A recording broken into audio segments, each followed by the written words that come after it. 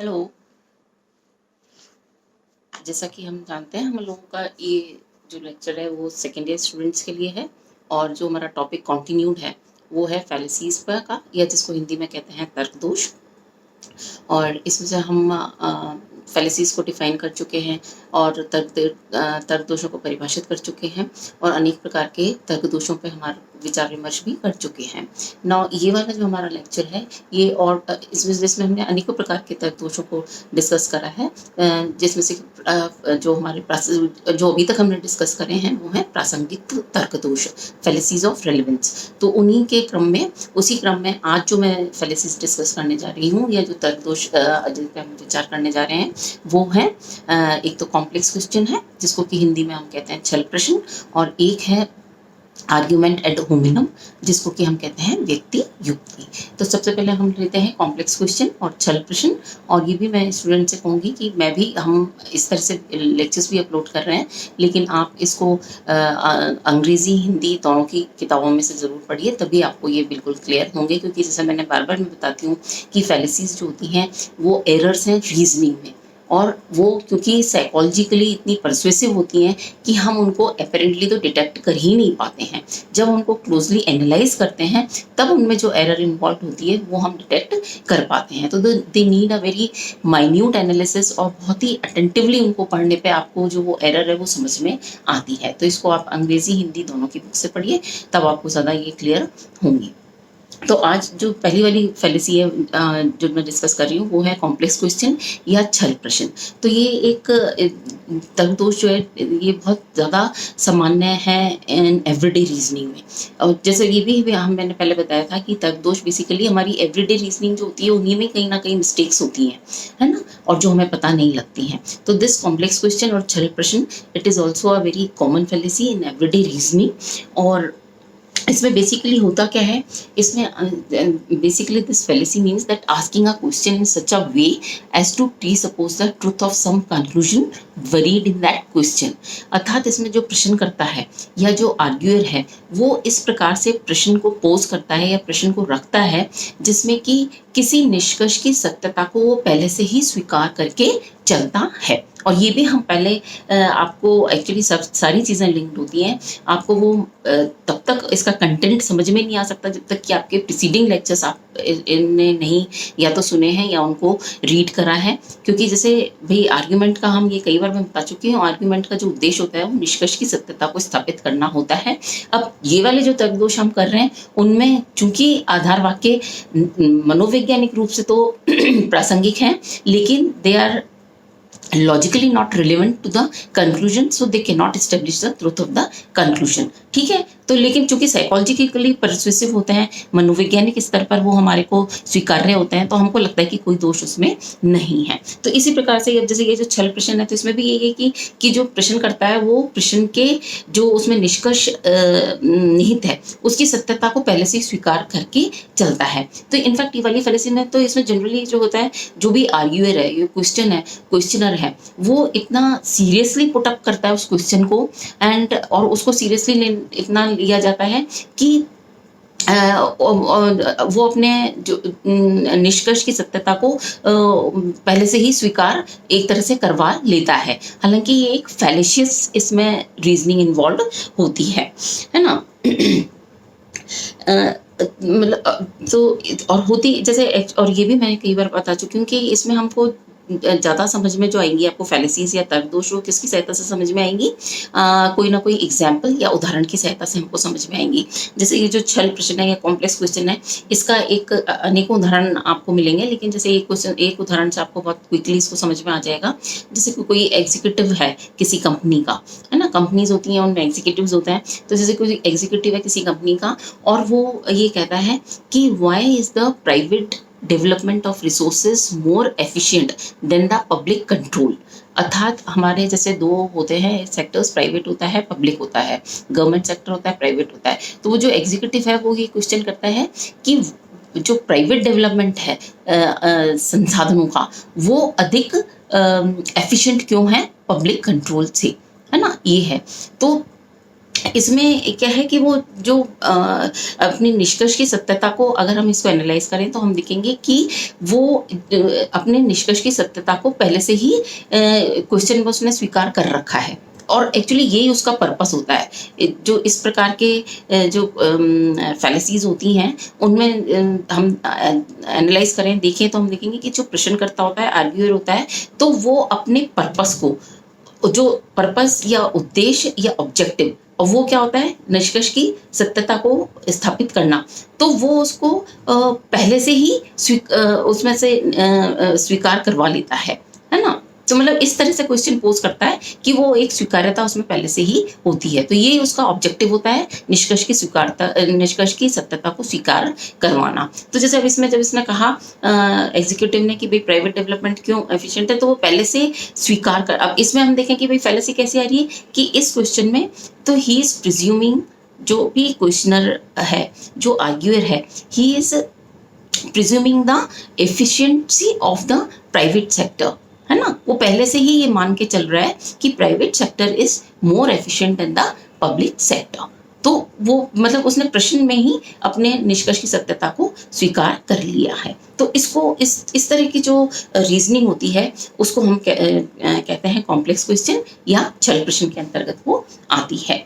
अब इसी के क्रम में हमारी जो दूसरी प्रासंगिक तर्क दोष है या फैलेसीज ऑफ रेलेवेंस में से जो हमारा दूसरी है वो है आर्ग्यूमेंट एड होमिनम, है ना। आर्ग्यूमेंट एड होमिनम, या जिसको हम हिंदी में कहते हैं व्यक्ति युक्ति। अब व्यक्ति युक्ति, इस जो आर्ग्यूमेंट एड होमिनम है या व्यक्ति युक्ति है, इसके भी बेसिकली दो प्रकार हो जाते हैं। एक तो हो जाता है आर्ग्यूमेंट एड होमिनम एब्यूसिव, और दूसरा हो जाता है आर्ग्यूमेंट एड होमिनम सर्कमस्टेंशियल। ठीक है, तो अब इसमें से जो एब्यूसिव है उसको तो हिंदी में उसका जो ट्रांसलेशन होता है वो होता है लांछनात्मक युक्ति, और जो दूसरा होता है वो होता है उसका जो सर्कमस्टेंशियल वाला है उसका होता है परिस्थित्यात्मक युक्ति, है ना। उसका ट्रांसलेशन ये होता है। तो first of all will consider argument add hominem abusive, या जिसको लांछनात्मक युक्ति कहते हैं। अब फर्स्ट ऑफ ऑल जैसे ये तो बेसिकली लेटिन, ये भी हमने कहा कि भाई हिंदी में नाम मिलेगा, अंग्रेजी में नाम मिलेगा, लेटिन नेम मिलेगा प्रत्येक तर्क दोष का। कुछ एक आध हैं जिनका नहीं मेंशन्ड है, अदरवाइज इन जनरल सबके मेंशन्ड है लेटिन नेम्स। अब जैसे इसमें आर्ग्यूमेंट एड होमिनम, ये जो फ्रेज है इसका फर्स्ट ऑफ ऑल इसका हमको मालूम होना चाहिए कि अर्थ, what does it stand for, इसका अर्थ क्या है, इसका तात्पर्य क्या है। तो जो फ्रेज एड होमिनम है इसको अगर हम ट्रांसलेट करते हैं तो इसका ट्रांसलेशन आता है against the man, against the man. ठीक है, किसी व्यक्ति के विरुद्ध, ये इसका ट्रांसलेशन आता है आर्ग्यूमेंट एड होमिनम वर्ड का, फ्रेज का। ठीक है, अब इसका मतलब क्या होता है, इट मीन्स अ फैलेशियस, इसको अपन डिफाइन करें, परिभाषित करें तो what does it mean. It means a fallacious attack in which the thrust is directed not at the conclusion which one wants to deny, but at the person who asserts that conclusion or defends that conclusion, है ना। तो अर्थात इसका तात्पर्य क्या हुआ कि इस वाले तर्क दोष में ये जो फैलेसी है ये कब अराइज होती है, जहाँ पे कि जो थ्रस्ट होता है, इम्फेसिस होता है, वो किस पे होता है, उस व्यक्ति पे होता है जो कि किसी कंक्लूजन को असर्ट कर रहा है, डिफेंड कर रहा है ना। और कंक्लूजन पे नहीं होता, है ना। हम किसको टारगेट करते हैं, व्यक्ति को टारगेट करते हैं, और उसको कंक्लूजन को, निष्कर्ष को हम टारगेट नहीं करते हैं। तो ये वाली फैलेसी जो होती है, इसलिए इसका नाम जो होता है वो होता है against the man, that is because we are targeting the person, है ना। हमारा जो इम्फेसिस है, थ्रस्ट है, वो किस पे है, व्यक्ति विशेष पे है, and not at the conclusion which he is asserting और डिफेंडिंग, है ना, उस पे हमारा नहीं होता। यानी कि हम ये वाली फैलेसी में हुआ क्या कि हम किसी कंक्लूजन को डिनाई करना चाह रहे हैं, तो हमारा जो विचार प्रक्रिया है वो हमारे उस कंक्लूजन के अगेंस्ट नहीं जा रहा, हम उस व्यक्ति के अगेंस्ट हम कुछ आर्ग्यू करने लग जाते हैं। तो तब ये वाली फैलेसी जो है वो उत्पन्न होती है या अराइज होती है। अब इसको स्पेसिफिकली हम डिस्कस करें तो जो फर्स्ट आता है, हमने जैसे कहा था कि लांछनात्मक युक्ति या आर्ग्यूमेंट एड होमिनम एब्यूसिव, है ना। इस वाली इसमें तो ये बहुत ही एक सामान्य, इसको समझने में इतना मुश्किल नहीं है कि जैसे It is very common in rough arguments to disparage the character of the opponent, to deny their intelligence and to question their integrity. ठीक है, ये जैसे हमारे में बहुत कभी किसी दो ग्रुप्स में बहुत हॉट आर्ग्यूमेंटेशन हो रहा हो तो ये बहुत सामान्य प्रक्रिया होती है कि हम जो मुद्दा है डिस्कशन का उसको तो हम ओवरलुक कर देते हैं, लेकिन जो व्यक्ति है ना, क्योंकि वो हमारे स्ट्रॉन्ग अपोनेंट्स हैं तो हम उनके चरित्र को या उनकी इंटेलिजेंस को इस सब पे हमारा फोकस हो जाता है, हम उसको डिनाई करने लगते हैं रादर देन द कंटेंट, है ना। तो ये वाली जो फैलेसी होती है ये तब उत्पन्न होती है। लेकिन वैसे अपन लॉजिकली देखें, since we are studying logic, तो हम तो एक्चुअली सारा लॉजिक जो है वो प्रिसीजन से, एक कहना चाहिए एग्जैक्टनेस, प्रिसीजन और उससे करेक्टनेस और इनकरेक्टनेस ऑफ द आर्ग्यूमेंट्स, इनसे ही कंसर्न होता है। ये सारा डिस्कशन लॉजिक का इसके इर्द गिर्द ही घूमता है। तो अगर हम इसको लॉजिकली एनालाइज करें तो हम पाएंगे कि जो पर्सनल करेक्टर है किसी इंडिविजुअल का या किसी व्यक्ति का, that is personal character of an individual is logically irrelevant to the truth or the falsehood of what he asserts or defends, है ना। भाई किसी व्यक्ति के चरित्र से किसी युक्ति की करेक्टनेस और इनकरेक्टनेस पे उसके चरित्र का कोई संबंध नहीं होता, है ना। या कहना चाहिए कि what sort of person is he or she, उससे वो जो असर्ट कर रहा है उससे उसका कोई लॉजिकल रिलेशन, सामान्य तौर पे तो, क्योंकि मैंने बार बार कह रही हूँ मैं कि साइकोलॉजिकली तो हमें लगता है कि क्योंकि हम सोचते हैं कि व्यक्ति का चरित्र ही उसके सब चीज़ें, बहुत ज़्यादा जो करेक्टर होता है, it's a very extensive term, इसमें बहुत सारी चीज़ें आ जाती हैं, तो उसका जो वो कहता है करता है वो सब चीज़ें भी आती हैं। लेकिन यहाँ पे चूंकि हम बात लॉजिकल रिलेशनशिप की करते हैं आधार वाक्यों और निष्कर्ष में, तो यहाँ पे लॉजिकली कोई इसमें व्याघात नहीं आएगा कि मतलब यानी कि कोई व्यक्ति जिसका चरित्र सही नहीं है तो वो भी he can assert a argument which is correct, है ना। तो यहाँ पे उसके, तो ये कहने का तात्पर्य ये है कि सीधी सी बात ये कि character of an individual is logically irrelevant to the correctness और इनकरेक्टनेस ऑफ एन आर्ग्यूमेंट। जैसे फॉर एग्जाम्पल इसको हम किसी उदाहरण से जैसे समझना चाहें तो जैसे अगर हम कहते हैं कि जो कोई भी प्रपोजल्स हैं, दे आर प्रपोजल्स, मतलब किसी ने कुछ प्रपोज करा है, कोई मान्यताएं दी हैं, एंड दे आर बैड और दे आर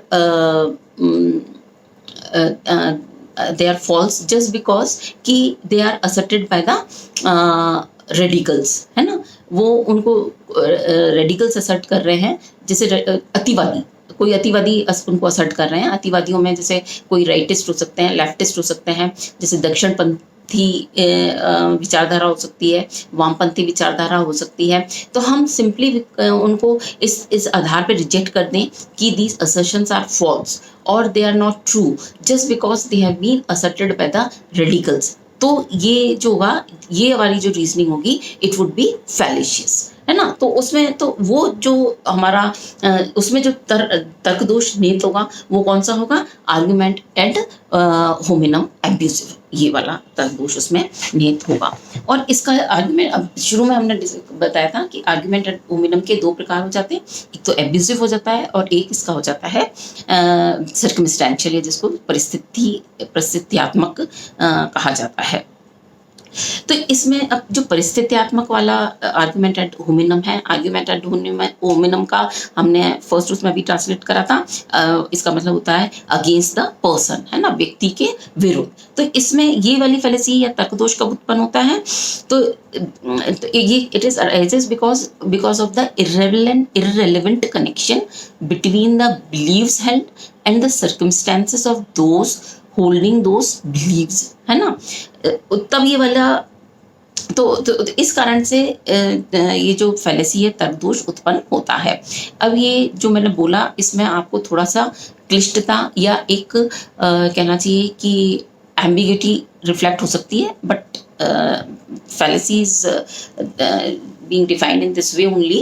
और इसमें इसका तात्पर्य ये होता है कि भाई ये वाला तर्कदोष उत्पन्न क्यों हो रहा है, क्योंकि इसमें जो कोई कनेक्शन नहीं होता, जो व्यक्तियों ने कोई मान्यताएं, कोई बिलीव्स, कुछ आइडियाज उन्होंने स्वीकार कर रखे हैं और और उनके सर्कमस्टांसेस में जिन जिन व्यक्तियों ने इन बिलीव्स को धारण कर रखा है, ये ऐसे आपको जो जब हम किसी कॉन्क्रीट एग्जाम्पल को लेंगे तब आपको समझ में आ जाएगा कि what I mean by seeing this relevant connection between the beliefs and the circumstances of those holding these beliefs. तब आपको समझ में आएगा कि इसका तात्पर्य क्या है।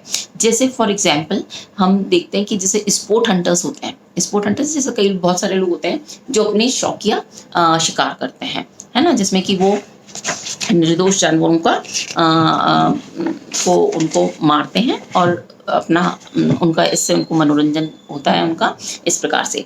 तो जो स्पोर्ट हंटर्स हैं they are accused of barbarism, है ना, for sacrificing the lives of the unoffending animals. ठीक है, तो और क्योंकि just because for the sake of amusement और for the sake of recreation they are killing the innocent animals और sacrificing the innocent animals.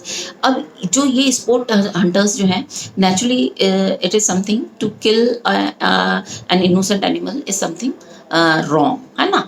अब तो और जो कि something which is to be criticized. अब वो अपने अगर उनका कोई क्रिटिसिज्म होता है तो sometimes they reply to their critics by saying that you yourself feed on the flesh of innocent और द हार्मलेस कैटल। भाई आप जो हैं वो तो जो स्पोर्ट हंटर है वो ये कह के रिप्लाई करता है कि आप स्वयं जो हैं वो निर्दोष जो बकरे का मांस आदि खाते हैं, तो हाउ कैन यू क्रिटिसाइज मी, आप मुझे कैसे क्रिटिसाइज कर सकते हैं। तो जब वो स्पोर्ट हंटर इस तरह से अगर रिप्लाई करता है, स्पोर्ट हंटर था जो शिकारी था उसकी क्रिटिसिज्म होती है and in response to his criticism he again replies back, और वो जब ये कहता है कि भाई आप खुद तो मांस खाते हैं, तब उसका ये जो रिप्लाई है it is plainly add hominem against the person. इसको हम कहेंगे कि ये जो रिप्लाई है ये एड होमिनम है और वो अगेंस्ट द पर्सन है, क्योंकि ये कहीं से भी सिद्ध नहीं करता कि इट इज राइट और it is justified to sacrifice the animals for the sake of amusement. ठीक है, ये इसी कहीं से भी न्याय संगत इसको नहीं ठहराया जा सकता कि निर्दोष जानवरों को मारना सही है।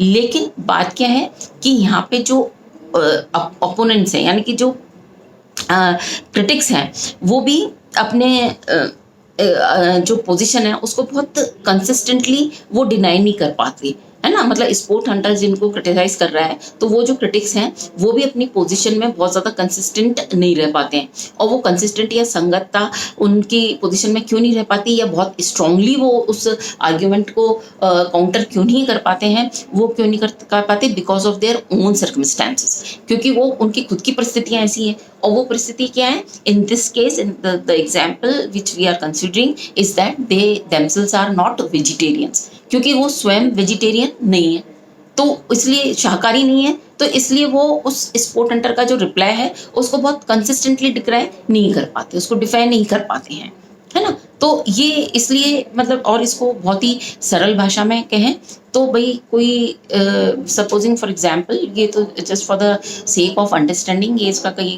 ये नहीं है, ये तो मैं अपने एक सामान्य बोध से एग्जाम्पल बता रही हूँ कि भाई जैसे कोई चोर है, अब वो चोरी करता है तो ये कहा जा सकता है कि भाई तुम खुद चोरी करते हो और चोरी करने को बुरा कह रहे हो, तो लेकिन हम लॉजिकली इसको अगर एनालाइज करें तो लॉजिकली तो वो जो thief can criticize the act of stealing, logically he will not be contradicting anything, इसमें कोई तार्किक रूप से वो गलत नहीं होगा, because it is true that it is wrong to steal, है ना। आप चोरी करना जो है वो गलत है, स्टीलिंग इज बैड। तो ये वाली इसमें जो फैलेसी है वो इसलिए आ जाती है क्योंकि जो दो पक्ष हैं जिनके बीच में कि ये सारा वाद विवाद चल रहा है, तो उनके सर्कमस्टेंसेस ऐसे हैं कि वो उसको बहुत कंसिस्टेंटली या बहुत स्ट्रांगली उसको पोजीशन को अपनी को डिफेंड नहीं कर पाते हैं। ठीक है, अब बाकी और अपनी फैलेसीज हैं, द पार्सिंग दोष या फैलेसीज ऑफ रेलेवेंस कुछ और भी हैं जो कि हम अपने नेक्स्ट लेक्चर में डिस्कस करेंगे, है ना। Thank you.